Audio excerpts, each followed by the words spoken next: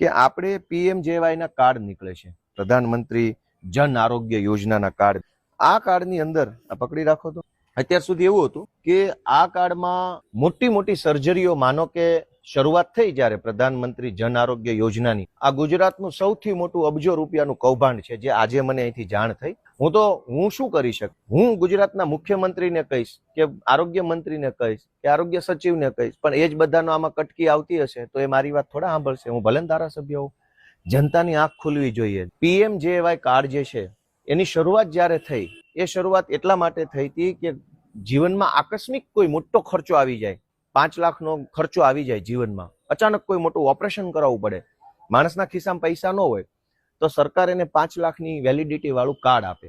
એ card આપે એટલે એ માણસ કોઈ પણ પ્રાઇવેટ દવાખાનામાં જાય અને કાર્ડ એનું કેશ કરાવે, ક્લેમિંગ કરાવે, એટલે એના ખાતામાં એ કાર્ડમાંથી પૈસા કપાઈ જાય, માણસની સર્જરી થઈ જાય.